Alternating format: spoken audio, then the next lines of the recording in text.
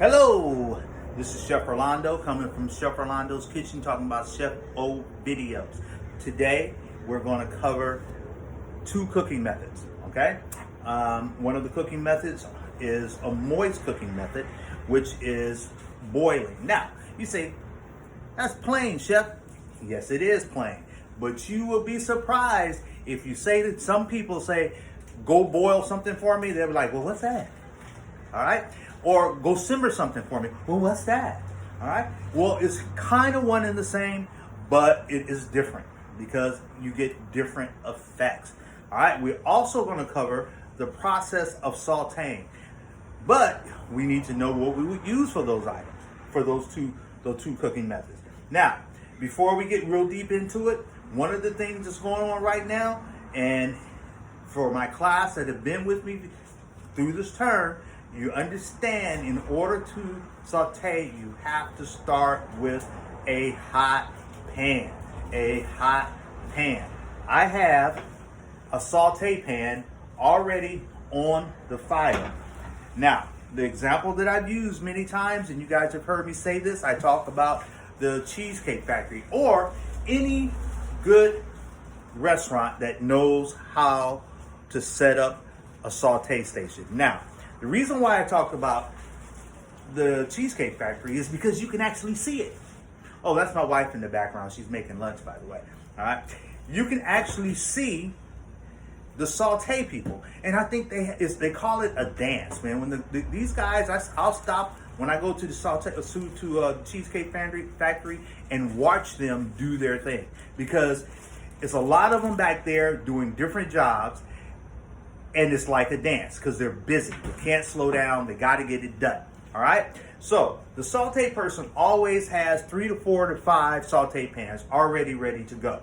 All right. So if he gets an order, his stuff is ready. All he has to do is put his hot oil in there, or hot butter, or whatever it is that they will use to start their item. But before we get into that, what I want to do.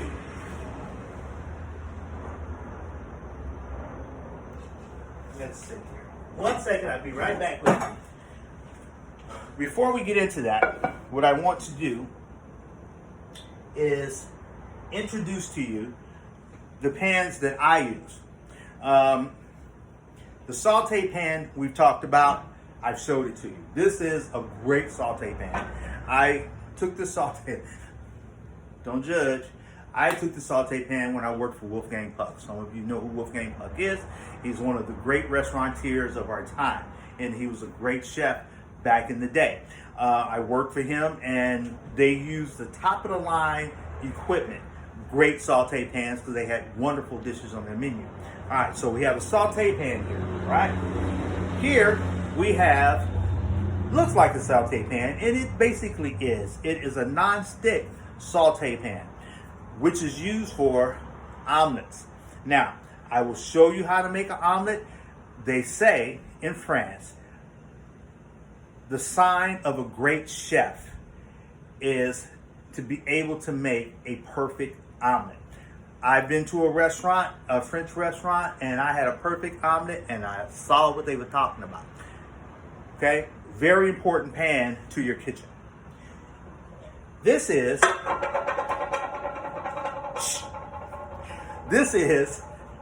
also a saute pan. It's a larger saute pan, quite naturally for larger amounts of food that you may cook. But it just happens to be also non-stick. I use this. I have a couple of them. I use this when we have brunches and they need to have scrambled eggs in a large amount. I can have 2 of those going at the same time, and I can make enough eggs for 20 people really fast in these 2 pans, right? So this is a large saute pan. Now, one of my favorite pans is this one. This is an old school cast iron skillet. Back in the day, they would fry, they would do everything with these skillets. I tend to sear large amounts of meat. Sear, you guys remember that word, in this pan, okay? It's a wonderful, wonderful pan to cook with. As I said, it was old school. All right, so now what we're going to do, I'm going to show you. I'm gonna turn the camera down on our saute pan. All right, and turn it just a little bit so you can make sure you see that. All right, this is our saute pan. It's already getting hot, right? So now, the definition that we have found is a hot pan with a little bit of fat. Now, the fat tends to be the oil that you use. You cannot saute with butter because the butter fat in the butter will burn at high heat. Okay, so we use here some canola oil. Now you can tell it's getting hot because as soon as the oil touches the pan, it starts to move around in the pan. Okay, so we're using a really nice hot pan, and we can go on and add. You know it's hot because it's sizzling. You hear that? It's sizzling. All right. Now, the reason why they call sauteing is because it refers to something jumping, and that's because usually when you get the chefs in the kitchen, they're not even using a spoon or a spatula on this because they're able to make the food jump. All right, and that is sauteing. Now, in this particular instance, when you're using bell pepper and onions, they say you cook them until they're translucent. Translucent means that you can start to see through them. All right, and then it's always important whenever you're making soups, you're making salsas, you can make anything that you make, you saute your vegetables first. That brings the flavor out. All right, this is saute, to cook in a hot pan over with a small amount of fat.